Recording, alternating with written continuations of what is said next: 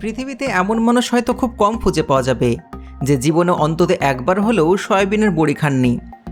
মাত্র কয়েক টাকার এই সাধারণ খাবারটি আজ কোটি কোটি মানুষের প্রোটিনের চাহিদা পূরণ করছে। অনেকে এটিকে গরিবের মাংস বলে থাকেন, আবার কেউ কেউ নিরামিষ মাংস বলেও ডাকেন। কারণ মাংসের মতন দেখতে এই ছোট ছোট বড়িগুলোর মধ্যে রয়েছে অবিশ্বাস্য পরিমাণ প্রোটিন।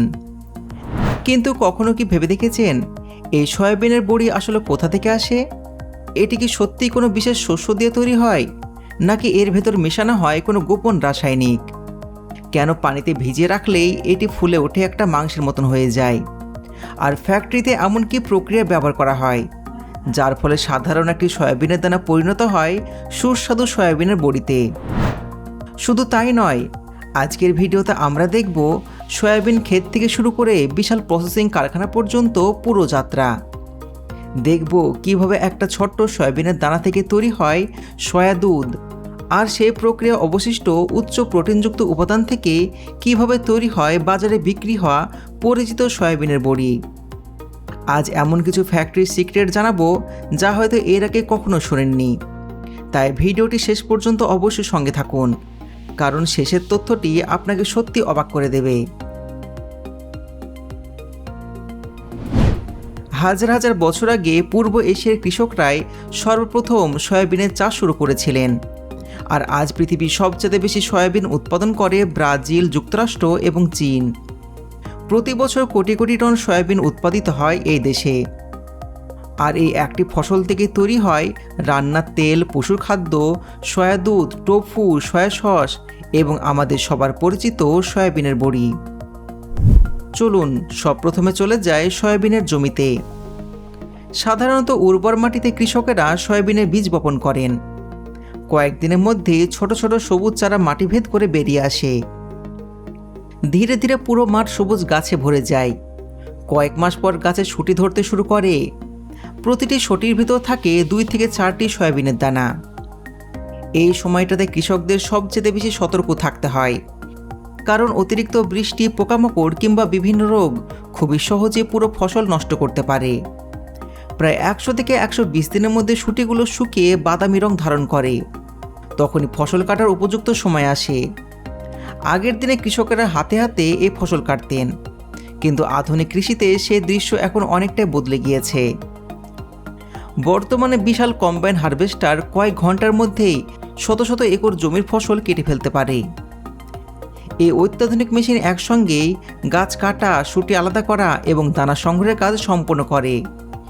এর ফলে সময় যেরকম বাঁচে, তেমনি শ্রমের পরিমাণও অনেক কম হয়ে যায়।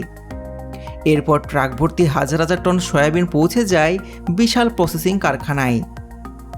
কারখানায় পৌঁছানোর পর শুরু হয় প্রথম ধাপ, পরিষ্কার করা কাজ। কারণ জমি থেকে আসা সয়াবিনের সঙ্গে মাটি, ছোট ছোট পাথর, খড়, শুকনো ডালপালা এবং নানা ধরনের অপ্রয়োজনীয় বস্তু মিশে থাকে। বড় বড় ক্লিনিং মেশিনের সাহায্যে এই সমস্ত কিছু আলাদা করা হয়। এরপরে সয়াবিনের দানাগুলো ভালো করে ধুয়ে পরিষ্কার করা হয়। বাইরে থেকে দেখতে দানাগুলো পরিষ্কার মনে হলেও এর ভেতরে লুকিয়ে থাকে প্রচুর পরিমাণে তেল, আর এই তেলই পরবর্তী ধাপে আলাদা করা হবে। বিশাল ক্রাশিং মেশিনে সয়াবিনের দানাগুলো ভেঙে ছোট ছোট ফ্লেকে পরিণত করা হয়। এরপর আধুনিক প্রযুক্তির মেশিনের মাধ্যমে দানার ভেতর থেকে তেল বের করে নেওয়া হয়। এই তেল থেকে তৈরি হয় আমাদের প্রতিদিনের রান্নায় ব্যবহার করা সয়াবিনের তেল। আর তেল বের করে নেওয়ার পর যে উচ্চ প্রোটিনযুক্ত অংশটি অবশিষ্ট থাকে, সেটাই পরবর্তী সময়ে সয়াবিনের বড়ি তৈরি করার প্রধান কাঁচামাল। এবার চলুন দেখে আসি সয়া দুধ কিভাবে তৈরি করা হয়। অনেকে মনে করেন সয়া দুধ হয়তো গরুর দুধের মতন কোনো প্রাণী থেকে পাওয়া যায়, কিন্তু বাস্তবে বিষয়টি সম্পূর্ণ ভিন্ন। প্রথমে পরিষ্কার সয়াবিন কয়েক ঘন্টা পানিতে ভিজিয়ে রাখা হয়। এতে দানাগুলো নরম হয়ে যায়। এরপরে শক্তিশালী গ্রাইন্ডারে সেগুলো পানি দিয়ে পিষে তৈরি করা হয় একটা ঘন সাদা মিশ্রণ, যা দেখতে দুধের মতন। এই সাদা মিশ্রণটিকে এরপর উচ্চ তাপমাত্রায় রান্না করা হয়। এর ফলে সয়াবিনের কাঁচা গন্ধ দূর হয়ে যায় এবং স্বাদও উন্নত হয়। রান্না শেষ হলে বিশেষ ফিল্টারের মাধ্যমে মিশ্রণটির তরল ও কঠিন অংশ আলাদা করা হয়। ফিল্টার করার পর যে তরল অংশটি পাওয়া যায় সেটি হলো সয়া দুধ। কিন্তু এখানে রয়েছে সবচেয়ে মজার বিষয়। অনেকেই মনে করেন সয়া দুধ তৈরির পর অবশিষ্ট অংশটি ফেলে দেওয়া হয়। বাস্তবে বিষয়টি একেবারে ভিন্ন। ফিল্টার করার পর যে আঁশযুক্ত ও উচ্চ প্রোটিন সমৃদ্ধ অংশটি থাকে সেটি অত্যন্ত মূল্যবান। বিভিন্ন খাদ্যপণ্য তৈরির পাশাপাশি অনেক ক্ষেত্রে এটিকে আরও প্রক্রিয়াজাত করে বিভিন্ন শিল্পে ব্যবহার করা হয়। এবার শুরু হচ্ছে সবচেয়ে গুরুত্বপূর্ণ ধাপ, সয়াবিনের বড়ি তৈরি করার আসল রহস্য। তো সব প্রথমে তেলমুক্ত উচ্চ প্রোটিনযুক্ত সয়াবিনের গুঁড়োর সঙ্গে নির্দিষ্ট পরিমাণ পানি মিশিয়ে এটির একটা সমান মিশ্রণ তৈরি করা হয়। এরপর সেই মিশ্রণ পাঠানো হয় একটা অত্যাধুনিক এক্সট্রুডার মেশিনে। এই মেশিনটির পুরো প্রক্রিয়ায় সবচেয়ে গুরুত্বপূর্ণ অংশ। এক্সট্রুডারের ভেতরে অত্যন্ত উচ্চ তাপমাত্রায় প্রচণ্ড চাপ এবং নিরবিচ্ছিন্ন ঘূর্ণনের মাধ্যমে সয়াবিনের প্রোটিনের গঠন সম্পূর্ণ বদলে যায়। প্রোটিনের অণুগুলো নতুনভাবে সাজতে শুরু করে এবং ধীরে ধীরে তৈরি হয় আঁশযুক্ত এবং ফাইবার সমৃদ্ধ টেক্সচার, যা রান্নার পর অনেকটাই মাংসের মতন অনুভূতি দেয়। অর্থাৎ সয়াবিনের বড়ি মাংসের মতো লাগে কোনো রাসায়নিক কারণে নয়, বরং বিশেষ প্রযুক্তিতে প্রোটিনের গঠন পরিবর্তনের কারণে এমন টেক্সচার তৈরি হয়। মেশিনের মুখ দিয়ে যখন গরম মিশ্রণটি বেরিয়ে আসে তখন সেটিকে প্রয়োজন অনুযায়ী বিভিন্ন আকারে কেটে নেওয়া হয়। কোথাও ছোট গোল বড়ি, কোথাও চৌকা টুকরো, আবার কোথাও বড় আকারের সয়া নাগেট তৈরি করা হয়।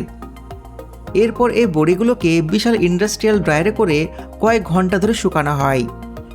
ধীরে ধীরে ভেতরে আর্দ্রতা কম হয়ে যায়, আর তখনই তৈরি হয় আমাদের পরিচিত শুকনো সয়াবিনের বড়ি, যেটি আমরা বাজার থেকে কিনে এনে রান্না করি। কিন্তু উৎপাদন প্রক্রিয়া এখানেই শেষ হয় না। প্রতিটি ব্যাচ ল্যাবরেটরিতে পাঠিয়ে পরীক্ষা করা হয়। সেখানে প্রোটিনের পরিমাণ, আর্দ্রতার মাত্রা, গুণগত মান এবং খাদ্য নিরাপত্তা বিভিন্ন বিষয়ের উপর অত্যন্ত সতর্কতার সঙ্গে যাচাই করা হয়।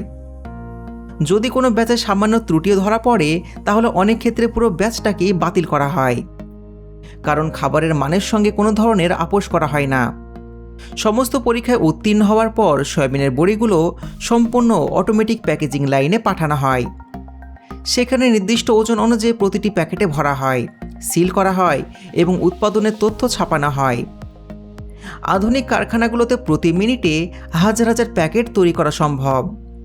এরপর রোবোটিক সিস্টেমের সাহায্যে সেই প্যাকেটগুলো বড় বড় কার্টুনে ভরা হয় এবং গুদামে পাঠিয়ে দেওয়া হয়। সেখান থেকে ট্রাকের মাধ্যমে সেগুলো পৌঁছে যায় দেশের বিভিন্ন পাইকারি বাজারে, সুপার শপে এবং আমাদের পরিচিত ছোট ছোট মুদির দোকানগুলোতে। বন্ধুরা, এখন হয়তো আপনাদের অনেকের মনে প্রশ্ন এসেছে, সয়াবিনের বড়ির মধ্যে কি সত্যি কোনো মাংস মেশানো হয়? তো এর উত্তর হলো না। আসলে সয়াবিনের বড়ি সম্পূর্ণ উদ্ভিজ্জ প্রোটিন দিয়ে তৈরি করা হয়। এতে কোনো ধরনের পশুর মাংস বা প্রাণীজ চর্বি থাকার কথা নয়। তবে বিভিন্ন কোম্পানি স্বাদ বাড়ানোর জন্য অনুমোদিত ফ্লেভার বা মশলা ব্যবহার করতে পারে। এখানে আরেকটা বিষয় জানা জরুরি, বিশ্বের কিছু দেশে নির্দিষ্ট কিছু প্রসেস ফুডে প্রাণীজ উপাদান বা প্রাণীজ চর্বি ব্যবহার করা হতে পারে। তাই বিদেশি কোনো খাদ্যপণ্য কেনার আগে তার ইনগ্রেডিয়েন্ট লেবেল দেখে নেওয়াটা সবচেয়ে নিরাপদ উপায়। তবে সাধারণভাবে আমাদের দেশে উৎপাদিত প্রচলিত সয়াবিনের বড়ি সম্পূর্ণ উদ্ভিজ্জ কাঁচামাল থেকে তৈরি করা হয়। সবচাইতে অবাক করা বিষয় হলো, মাত্র 100 গ্রাম শুকনো সয়াবিনের বড়িতে অনেক সময় সাধারণ মাংসের কাছাকাছি পরিমাণ প্রোটিন পাওয়া যায়। আর এই কারণে বিশ্বের কোটি কোটি মানুষ, বিশেষ করে নিরামিষভোজী এবং স্বল্প খরচে পুষ্টিকর খাবার খুঁজছেন, এরকম মানুষদের কাছে সয়াবিন বড়ি এত জনপ্রিয়। তবে একটা বিষয় সবসময় মনে রাখতে হবে, যে কোনো খাবারের মতনই সয়াবিনের বড়িকেও পরিমিত পরিমাণ খাওয়া উচিত। একটি সুষম খাদ্য তালিকায় অন্যান্য পুষ্টিকর খাবারের সঙ্গে মিলিয়ে এটি খাওয়া সবচেয়ে ভালো। বন্ধুরা, আমরা যে প্রতিদিন ছোট ছোট সয়াবিনের বড়ি খাই তার পেছনে লুকিয়ে রয়েছে কত বড় একটা শিল্প, কত উন্নত প্রযুক্তি এবং কত দীর্ঘ একটা উৎপাদন প্রক্রিয়া, সেটি দেখলে বোঝা যাচ্ছে। বন্ধুরা, যদি আজকের ভিডিও আপনাদের ভালো লেগে থাকে তাহলে অবশ্যই একটা লাইক দেবেন এবং আপনার মতামত আমাদেরকে জানাবেন। দেখা হচ্ছে পরবর্তী ভিডিওতে। ভালো থাকবেন।